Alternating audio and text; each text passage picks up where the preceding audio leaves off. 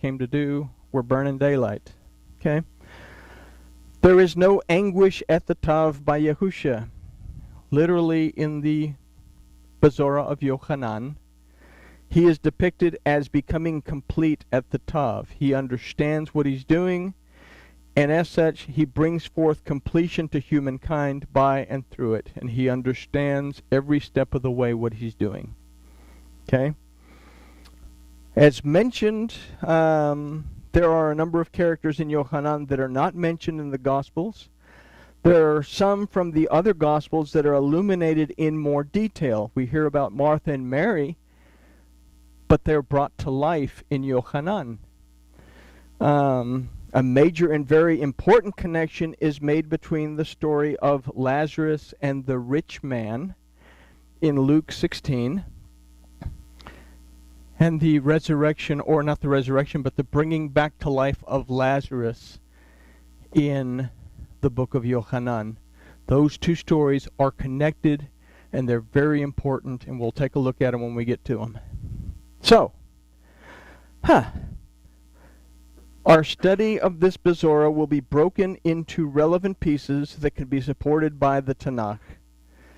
And we'll look at each of these signs individually in order to extract their meaning and relevance to us as human beings today. There are 7 signs that we're going to consider in this Besorah.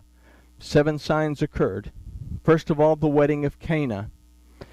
We're going to look at the Gentile officer's son. The man that was crippled for 38 years. Why was he crippled for 38 years? Why is that important? The man who was blind from birth. He was born blind. What does that have to do? Why from birth? Why is that important? The feeding of the multitude. Why those numbers within that particular story? We'll answer those once and for all. Yahusha walking on the water, and the raising of Lazarus. All of these are signs, very important messages to us as followers of Yahusha. Very important to us as students of the life of Yahusha in these Gospels. Very important to us as students of the Torah. Very important to us to understand why Paul says the things that he says, that we can't understand it unless we go back to the Torah and the prophets and have a grasp on those things in order to understand what Paul is talking about. To understand that Paul is talking to individual churches. He's not talking to the whole assembly. He's talking to this assembly who has a lady in Corinth that has this tendency to want to take over and run her mouth and take over and be bossy and usurp authority. He says what? That woman should not be allowed to speak in a church. It means in the Corinthian assembly, that woman should not be allowed to speak. Not the other women, that one. But that doesn't apply over here in Galatia, and it doesn't apply in Ephesus. It doesn't apply in Rome. We have to be able to understand what Paul's talking about. But anyway, so each of these parables is designed to illustrate to us a trait that needs to be developed in our own humanity. Now, some of this will be discussed in ideas set forth concerning the eating of flesh. Yeah, I did a spell check on this.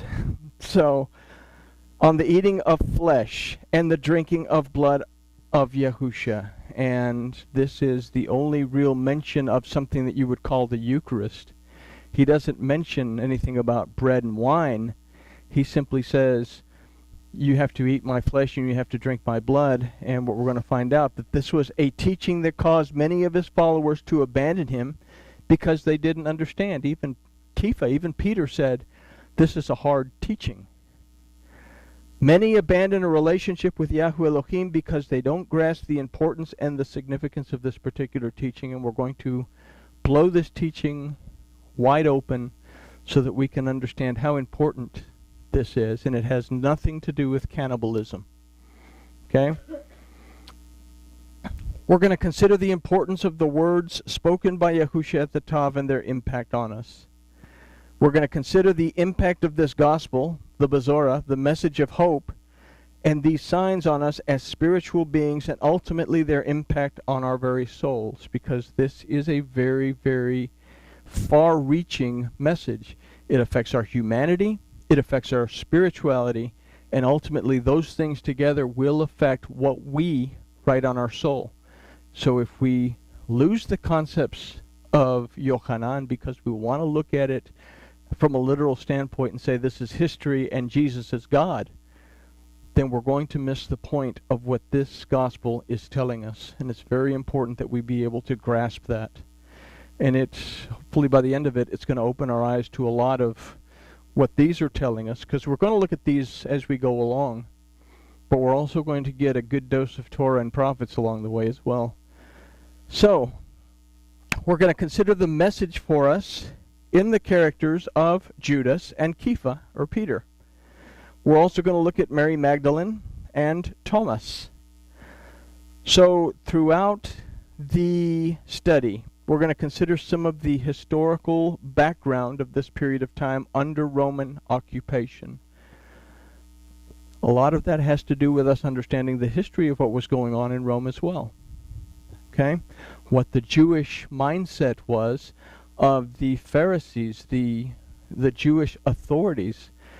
When it talks about the Jews, he's not talking about your basic fisherman on, out in the water fishing for fish, or the guy that's over there making tallits or making tents. When it talks about the Jews in this particular gospel, it's talking about the Jewish authorities. Okay, so we're going to talk about this time period during Roman occupation. We're also going to consider some of the historical background of the prophets and the Torah. And we're going to consider the good and the bad in the characters of the Pharisees. Not all the Pharisees were evil and wicked and bad. They had their particular mindset. And today, the church has its particular mindset. Everyone has a measure of faith. We can help them to open their eyes or not. That's not our choice to make. We can't judge people and say, well, you're wrong and what you believe is wrong. We can simply say, have you ever considered this? And leave it at that, not argue with people. But we're going to look at the good and the bad of the characters of the Pharisees. So I do this because I don't want to dismiss the fact that this gospel is a historical record as well. But our emphasis, as stated earlier, is to consider this entire gospel as a collection of parables. If we're going to understand it, again, we have to look at it from that point of view. Finally, these studies will illustrate clearly our need to be intimate with the Torah, the prophets, and the writings.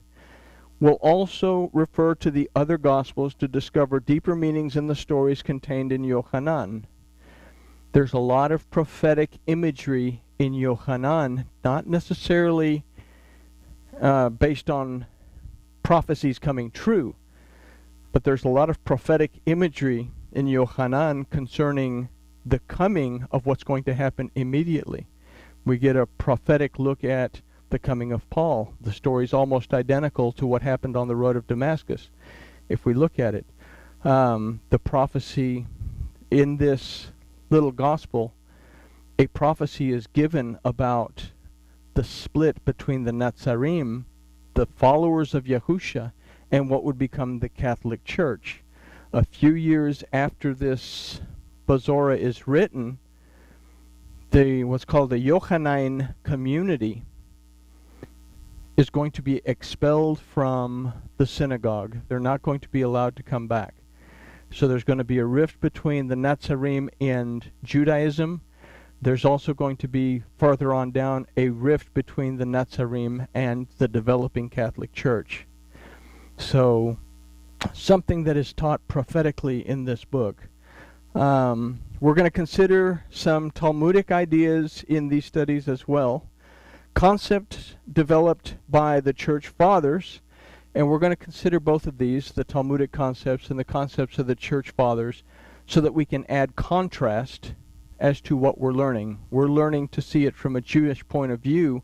We're going to contrast that from a literal point of view from the rabbis and from the church. Because then we're going to see, and we're going to look at this and we're going to say, wow, I didn't realize that there was this big of a gap between what I've learned all these years, what this actually says, and what the church says that it says. Okay? So, I felt it necessary to begin with this introductory primer to avoid confusion as we progress.